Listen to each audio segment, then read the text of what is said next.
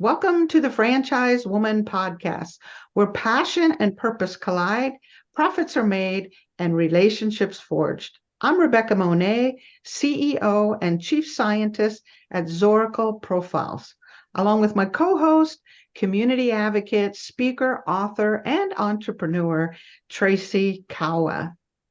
Now, our special guest today is Michael Moorhouse.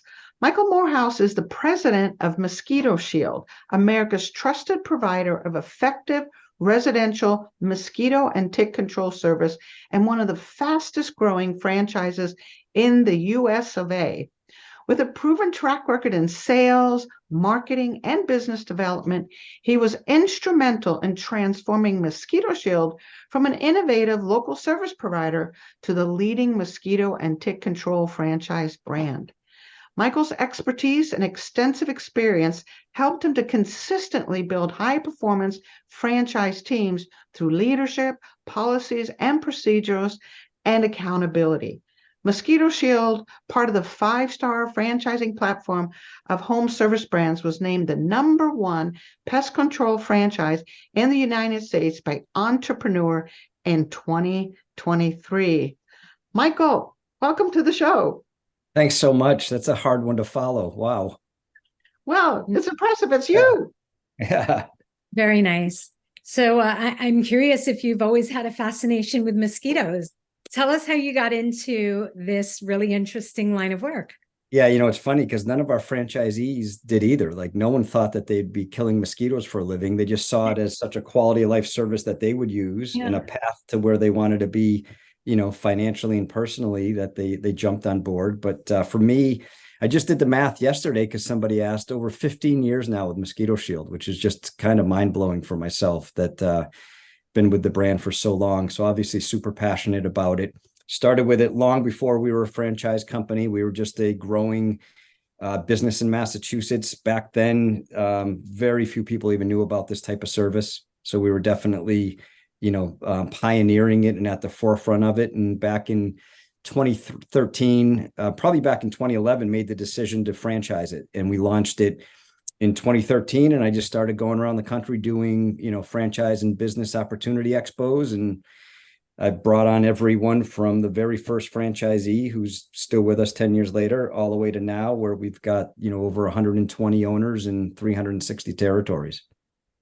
That's amazing. So you got to watch this baby company go national, maybe even international soon, and watch the evolution of it. And 10 years is a long time in the world of franchising. That's a long time.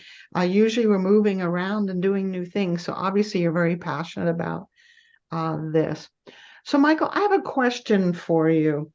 Obviously you have a belief in Mosquito Shield and what you do. Do you see some kind of a passion that you have in the role that you're playing? What is some kind of a theme or belief system or philosophy that you live by that allows you to continue doing this and growing this business?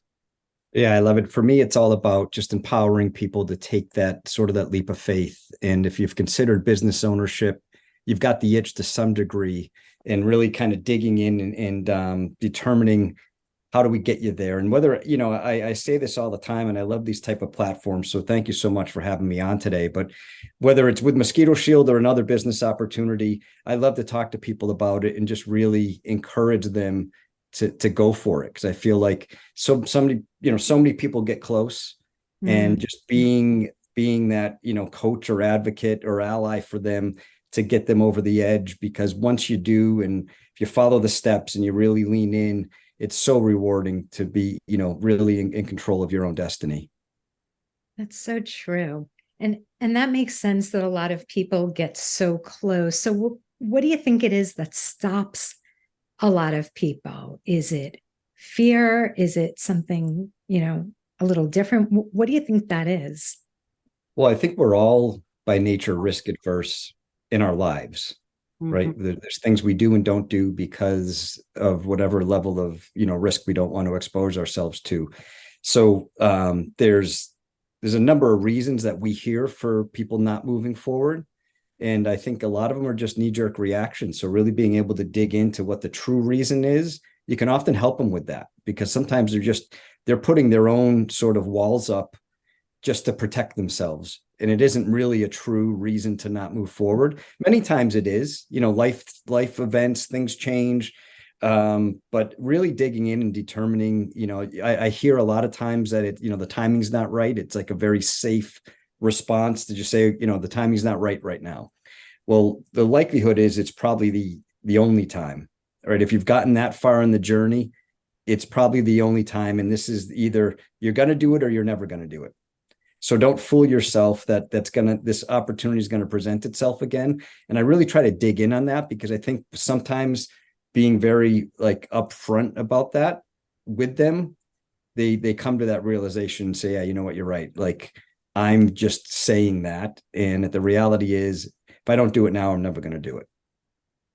It's interesting. Offline, Tracy used the word cold feet, which technically that is a bit of cold feet that you have.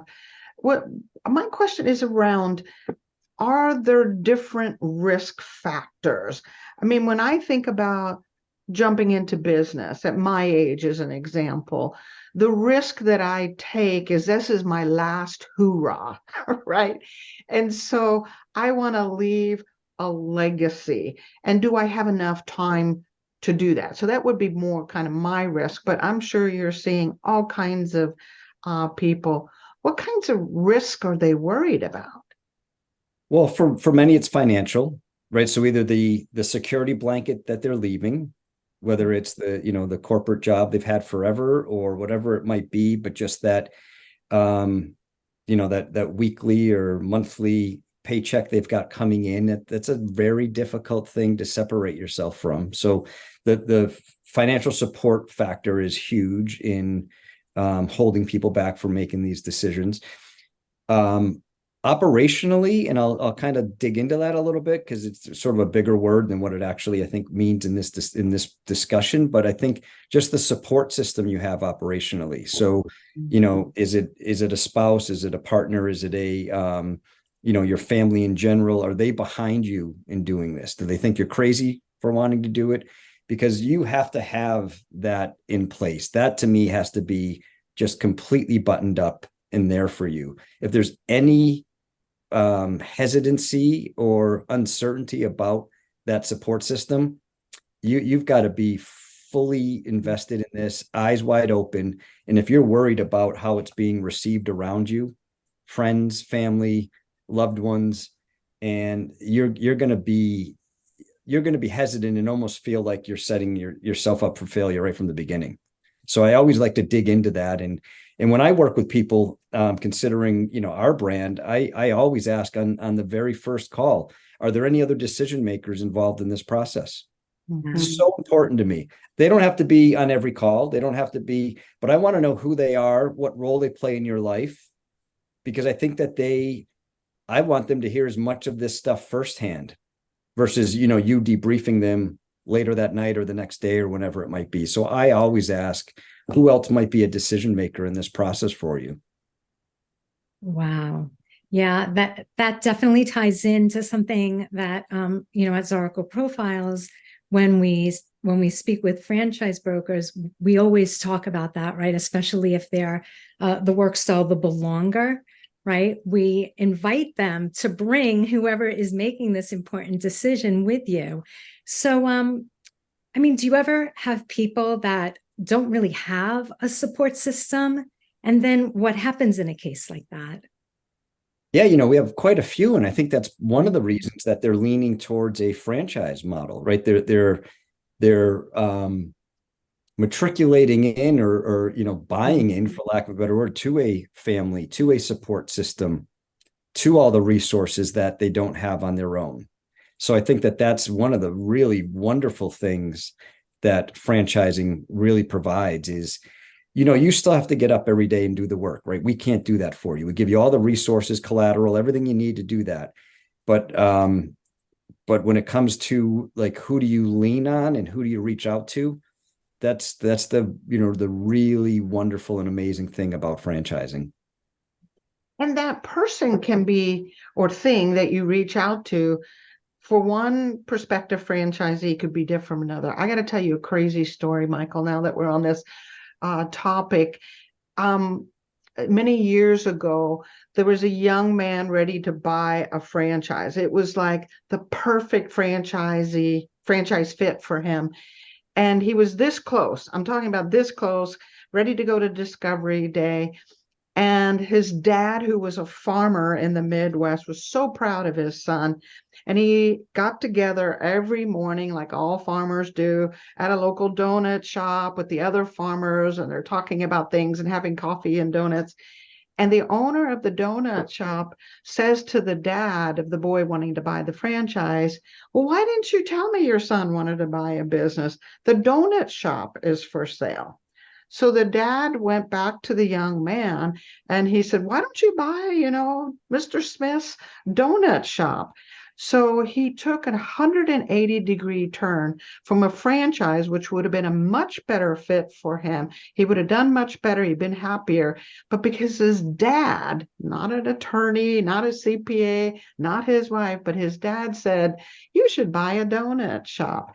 So if we don't know who that advisor is or that person that influences our decision making and include them one way or another in that process, a deal can go south. Well, it can, and talk about like this kid's probably his biggest influence, right, is his dad, but that doesn't mean that it was the right direction for him to take. And I can remember early on in FranDev, for me, learning it and having been in sales my whole life, but you can tell like when there was an outside influence, when the path suddenly stopped or the journey stopped, you could tell. And that's early on when I learned I needed to really, in the very beginning, that very first call, find out who could potentially, and it's not always negative, right? They might be raising points for this person that are really great, but I think the key to it is who else is going to be involved in this for that exact reason. Yeah, that's great advice to other development folks to keep that in mind. The risk factors are different for individuals. Discover what that is. Discover what their support system is, as Tracy was pointing out. Who's helping them make these decisions? Who's influencing it? Who should be a part of it? It's always a needs analysis that you should be doing, right? And what are the individual's hot buttons? Because talking about everything else and being so scripted and programmed that you're not making it relational and really speaking to somebody's wants and needs, you're never really going to be successful, and you're ultimately not bringing in the right people. If that's if you're really like blind to that, I think that's just something you really want to be thoughtful about. I'm so glad you brought that up, because my next question to you was going to be, how do you empower people that are just literally on the fence?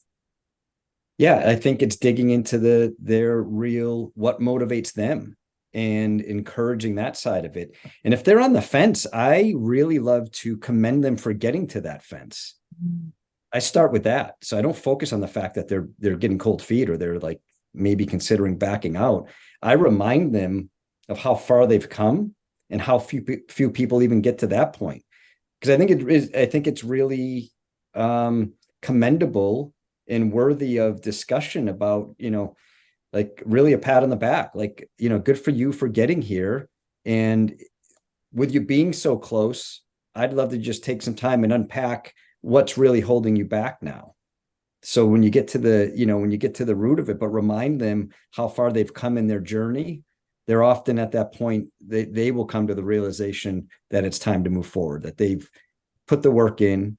And, it's just that last minute hesitation that people have with anything, right? You get right there and it's like, oh, and you got to just move them over the line. And then sometimes if it's really a true legitimate reason, and in many cases it is, you acknowledge that. You don't make them feel bad about it. I think you acknowledge it and you're there for them if and when the time is right. I like that you use the word, and you love to empower others. because, you know, oftentimes the picture we get in our mind of empowering is cheerleader. Everything I'm hearing is not that blatant. It is digging into who that human is that's considering business ownership, understanding them, helping them face the challenges, and then move through. So you're not on a sideline as a cheerleader.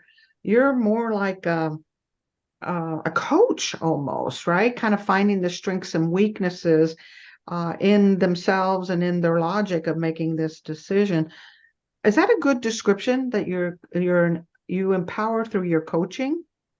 It is. I mean, I grew up in and around sports my whole life, was super competitive, all through high school and beyond, and all in team sports, and really just embraced that culture of pulling together as a team, and got into coaching right out of high school as well, and was coaching high school sports, and really getting the most out of each individual is what makes a team, right? So, is a C player, do they have the potential to be a B or an A? And if not, then I at least know they're a C, and how do we get as much out of them and fit them into the overall picture? And that's, to me, what, how you empower people is really, knowing where they have the most potential for success and growing that part of it. Nice. I love this conversation. Me too. Me too. I'm like, my feet are going like this. Yeah. I'm so excited. Yeah. You know what just popped into my head, Michael? When you got on this call before we started recording, you mentioned to me and Rebecca how you have 5 kids, and every day you get together on a Zoom. I think, first of all, that is the coolest thing, the coolest practice. I want to know how that translates into how you, I don't know if it's create culture or how you keep your, franchisees together. Like, how do you bring elements of that, what you do in your personal life with your kids, how do you bring that into your work? Because I know it's in there somewhere. Oh, no, it absolutely is. And I wonder if it goes both ways. I wonder if my daily practice of working with my team at our home office and my franchisees, it carries home with me, because that's a big part of what we do at Mosquito Shield. We work under like an EOS platform of open and honest, and really, collaboration. So communicating with our franchisees, letting them know that we are accessible and available at any time for anything, is super important. And I think that probably goes the other way around and carries into, when I get home, and I we joked earlier before we jumped on about just, getting all of my kids together on a nightly basis is not easy in and of itself. And they don't all make every call, and if I could get my 21-year-old son to make everyone, he'd make his 4 sisters super happy, because they all think he's the greatest thing in the world. But he graces us every once in a while. But yeah, no, I definitely, Tracy, take that into my daily existence at work. I think that I encourage, frequent and regular, open communication. It's awesome. So important, as Tracy pointed out, to build that culture, to everyone be on the same page. And relationships require time, right? It requires communication. So to have it on a regular basis, it's interesting. I do a family meeting once a month with my 3 brothers that live all over the world. And we started it after my mom passed away. And we weren't really close because we were in various parts of the world. Mm-hmm. And these once a month meetings has really brought out a whole nother relationship that is so beautiful, and how it's developing. And now we're actually physically getting together more frequently to watch professional soccer games. That's our thing. We love soccer. Nice. So I just think it's wonderful. And EOS encourages that also. It's a platform that brings people together. Is it like once a week you guys get together, or how often do you do that? Yeah, so we do L10, so leadership meetings, once a week. And then quarterly you do your rock setting for the next, like we just did it on Tuesday. We did our next 90-day of what are the most important things as a company we need to accomplish in the next 90 days. And that's sort of in the, through the lens of your long-term goals, which you set, well in advance, but then you break it down into, 90-day increments of what do we feel at the leadership team at Mosquito Shield is the most important things that need to get done in the next 90 days to help our franchisees to get where we want to be. And then, we keep focusing on that over the next 90 days. You meet once a week and you've got the 90 days or rocks. Those are the big ones that need to be moved. And every week, on track or off track. And if it's off, do we need to talk about it? But you're tracking it. And then any issues you need to, dig into, you spend, 60 minutes of that meeting just talking about issues and really solving them. And then to-dos come out of that. And those are 7-day increments. So what has to be done in the next 7 days? So it's a great process. But I want to jump back to the communication thing. I think the frequency of the communication allows you to have the difficult conversations more readily because you're surrounded by really great conversations. So when you need to have a difficult one, it's a lot easier, even with my kids, because they know that we have such great time together and they're able to communicate that if I have to have a one-off or, there's an issue, I have no problem calling any one of them and discussing something that might be an uncomfortable conversation. And that's the same with franchisees. It's not always, everything's not perfect and they're not always easy conversations to have, but they're a lot easier when it's surrounded by regular, frequent communication. That's such a great point. Because the more frequent you communicate, the stronger the relationship, I think you're saying. And then the stronger the relationship, it makes it easier to have those conversations. Exactly. It's uncomfortable, but they know it's rooted in the right thing, right? It's rooted in the best for them long-term, whether they want to hear it at that moment or not, because it's been reinforced by all the other support and open communication you've had with them. Beautifully said. Okay, I have a curveball question for you, Michael.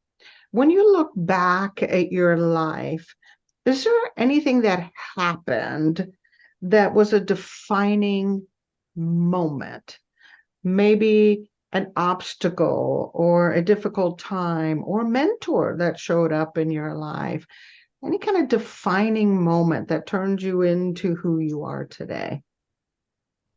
Yeah, that's interesting because I had a lot of, I started my own business at a really young age, opened up a restaurant, which led to another restaurant, which led to another restaurant, which I didn't realize, but was ultimately franchising to some level, right? It was really interesting of building a brand in different markets and making sure that visiting them and making sure they were operating.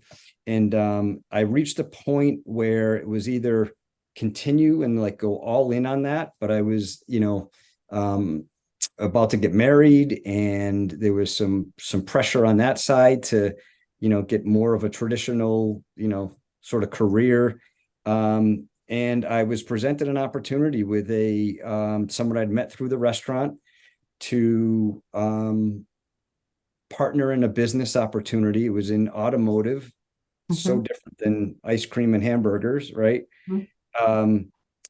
That it seemed almost crazy to think that would be the path I would go. And I took that leap. So again, going back to sort of the overall theme of today, I was encouraged by someone, you mentioned mentor. I was encouraged by a really close friend to, again, identify the risk, right? So what really, what's there to lose if it doesn't work out? And so I took that leap and that led to a really long, incredibly rewarding career in the automotive business. So started off just this business partner in a little independent local automotive business, and then built that to the point where a local dealer kind of caught wind of the things that I was doing and came after me and brought me into the new car dealership side of things. And there was just no looking back after that, but I almost didn't do it. And, looking back now, it was a really difficult time to take the leap, but being pushed by someone to do that, I think is what maybe is driving me all the time to return that favor. It's beautiful.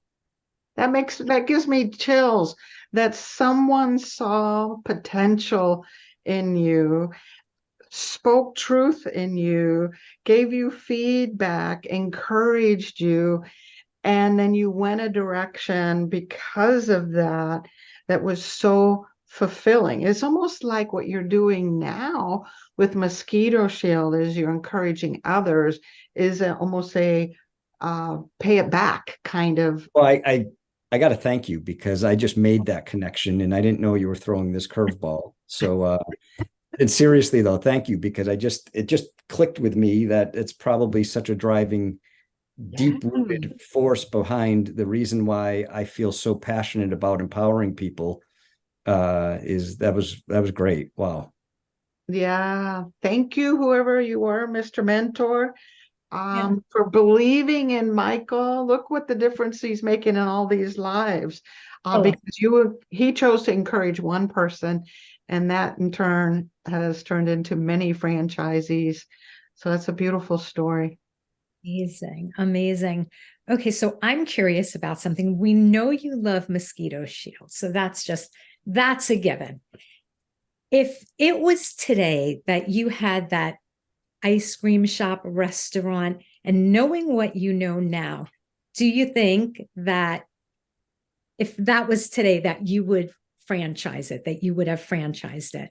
100%. My kids ask me on the regular if I will do it again, or if we could do it again, or can we open it, so 100%. It is still absolutely in my blood. And we had a really fun run with it, and I would absolutely do it again. And I would, knowing what I know now and the power behind franchising. Yeah. So cool. Definitely. Wow. And what would we call this restaurant if we did this? It was Boom Shank's Ice Cream and Food. Oh my gosh, Boom Shank. I love it. Yeah. Yeah, it had a cult following. It was a really wonderful place. Wow. Yeah, it's interesting when you tell the story because the getting married and having the influence of your fiance, you're now making decisions for a family that is growing, right? And you change direction. So that's a great example, even with a prospective franchisee, that we need to listen to the spouse that's involved and others that are involved that are going to be affected. So she had great influence that led you to the car business, which then led you to Mosquito Shield. So this trajectory is really interesting to follow. I love this conversation. Okay, Michael, when you look forward, what do you see for yourself and what do you see for Mosquito Shield? Yeah, a lot really for both. I think as a brand, as a company, we've got so much growth potential, even though you recited some incredible accolades at the beginning of this call for the brand of the fastest growing. We've set some epic records, been on a really historic run, and we still have a lot of white space here in the US. Canada is going to be a natural progression for us in the very near future, where we'll expand into Canada. So I think from that standpoint, I think that the growth is still really unlimited for us, and that's exciting. For me personally, I think that journey of just continuing to be able to impact even more lives, and I also want to make sure that we are doing everything we can to make every one of our franchisees as successful as possible. So it's you're always looking ahead on your growth opportunities, but you can't ever lose sight of all of these people that have made such an investment in us and in me, in the brand, that you want to make sure that you're servicing them all the while. And growth is a really important part of franchising, right? The growth brings resources, infrastructure to your existing franchisees. So always making sure that your franchisees know that growth is important. It's not like you are losing sight of them or forgetting about them. It feeds the whole process. So a lot to come for us in the future. That's a great point about because I know that like with emerging franchises, right? That can be a smaller group, more collaborative. And as franchises grow, and obviously out of the three of us, I know the least about franchises. But as franchises grow, right, from what I've learned over time, like there's more processes and there's more efficiencies put in place. And I guess that can be scary for existing franchisees. But the truth of the matter is, I love the way you said that it actually benefits everyone for a franchise system to grow. It really put that in perspective for me. Oh, that's great because I look at, we were recently acquired by 5-Star Franchising. Oh, nice. Congratulations. Yeah, and they are an unbelievable support system for us. They are the best people I've been in business with. They are all about franchisee success. They only care about home services, and they are the two founders are home service giants in franchising. So our growth put us on the radar for acquisition, right? Like I didn't know that at the time, but as we were growing and going through that epic run, and now because of that, our franchisees that have been with us, even going back 10 years ago, have so much more available to them because of 5-Star, which is a byproduct of the growth that we were on when they were probably nervous about it. Right. So, and you understand that, right? Like they, don't forget about us type of thing. And I totally get it, but that, leveraging that opportunity that was put in front of us where the market was just right for us to explode, capitalizing on it, raising our profile to the point where 5-Star wanted to be a part of it, has led to so much more support for our existing franchisees. Yeah. At Zorka, we call that moving from stage 2 to stage 3. Stage 2 franchise systems are prime if they've done a great job, just like you guys did at Mosquito Shield, to have investors come in and say, we can take this to the next level. We can find additional ways for our franchisees to have stronger ROI. But it does require change, right? It requires a little bit of change. And some of our franchisees go, what about me? I was part of the beginning of it. Don't forget me. And others go, yay, we got more process, more systems, more support, more collaboration that can happen. So it's the ability to adapt. And I think that's an attribute that's super important for all business owners, is the ability to adapt and grow and move with an eye on the future at all times. So I like where your eyes are going and where your company is going. And again, that's due to your leadership. So, bravo to you. Thanks so much. So, before we wrap this up, if you were talking to other franchise systems, especially what we would call, more stage 2, somewhere between 30 and 70 units, what advice would you give a franchisor that will help them grow as you have? It's literally exactly what we just talked about, is focusing on who you have as franchisees then and now, and making sure that they're really in a good place, because validation is the biggest key to franchise growth. So if you're at 30 to 70 owners or units, whatever it might be, and you feel like you have a trajectory to grow ahead of you, you're not going to do that if you don't have validation and buy-in from your existing franchisees. So I think that communicating with them regularly and letting them know that you're on a path of, or a journey of growth, and how they'll benefit from that. I think that's really important, because they should and need to feel, I mean, they're your stakeholders, right? I mean, I still have regular phone calls with my existing and original top 10 franchisees from 10 years ago, because they went through, I mean, they bought when we didn't have any, right? So they took the biggest leap of faith you could imagine. They bought into a franchise system when there wasn't anyone else there. So I lean on them regularly to make sure, almost just that litmus test, like, am I going down the right path with this? Or like, do you need to course correct me? Because I don't, I'm not the one I definitely I embrace strength as much as possible. So that would be what I would tell, sort of emerging franchisors or people that are in that stage 2, as you described it, to really make sure that they are very comfortable that if a candidate was to call a franchisee, planned or not planned, what's that validation going to sound like? It's kind of like when I think about it within real estate, we call it location, location, location. In franchising, it's validation, validation, validation. We got to get that piece well. And the means that you're doing that is through the communication, being inclusive in that decision making, regularly letting them know the direction we're going, making sure you're getting the right franchisees that can go the long haul. You're doing it the right way. Okay, I want to make sure folks know how to get hold of you, Michael. How would someone interested in exploring an opportunity with Mosquito Shield get hold of you? And how would other thought leaders in the franchise space get hold of you? Yeah, and I would just also add that if they're considering an opportunity with a different brand or a different industry, and they want to talk, I'm always available. I share my email. I respond. It's michael@moshield.com.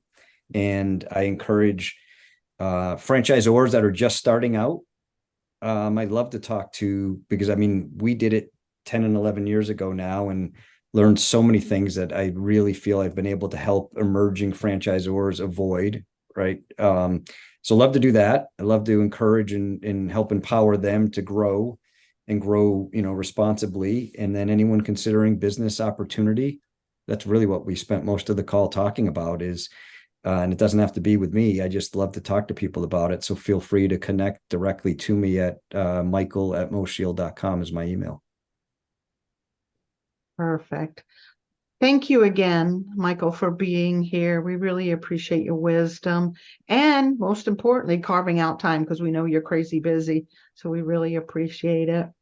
Oh, I love being here. It was a lot of fun. Great. Yeah. And now, Tracy, I'm going to punt it over to you as a wrap up.